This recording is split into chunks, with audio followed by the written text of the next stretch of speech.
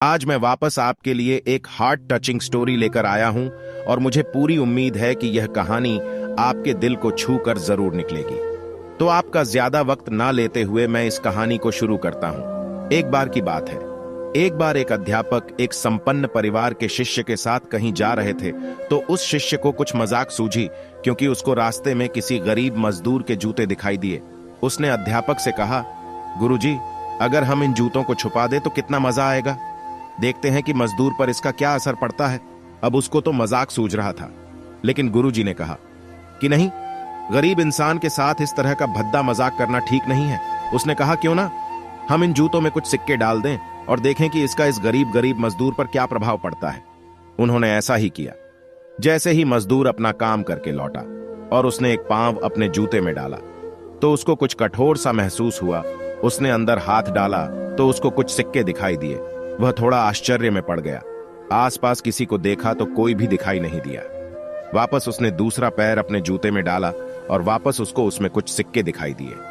अब दोनों जूतों के सिक्कों को उसने अपने हाथों में रखा और प्रभु की तरफ इशारा किया। हे प्रभु, पता नहीं किस भले मानुष ने यह सिक्के मेरे जूतों में छुपाए हैं, लेकिन जिसने भी छुपाए हैं उसको मेरी दुआ है ताकि इन पैसों से मैं अपने बच्चों और पत्नी के लिए कुछ खाना और दवाइयां ला सकूंगा। और इतना बोलकर वह चला गया। इस बात को शिष्य और अध्यापक दोनों सुन रहे थे। अब अध्यापक ने शिष्य से पूछा कि अब तुम मुझे बताओ कि तुम्हें कैसा महसूस हुआ, तुम्हारी पहले वाली मजाक या मेरा यह तरीक। तो उसने कहा कि गुरुजी, मैं आपसे क्षमा चाहता हूं। अब मुझे समझ आ गया है कि सच्ची खुशी किस चीज में है। जब हम किसी की मजाक उड़ाते हैं तो हमें कुछ पल का आनंद मिलता है, लेकिन इससे हमें बद्दुआ मिलती है। लेकिन अगर हम किसी की मुश्किल परिस्थिति में मदद करते हैं और जिसकी भी हम मदद करते हैं उसको भी नहीं पता कि हमने उसकी मदद की है, लेकिन अंदर ही अंदर हमें पता है कि हमने उस इंसान की मदद की है। यही सच्ची खुशी है। जब हम दूसरों को खुशी देते हैं तो हमें सच्ची खुशी मिलती है। और दान करते रहिए जिसके भी आप काबिल हो। जितना भी आपसे बन पड़े दान करें, लेकिन दान जरूर करें।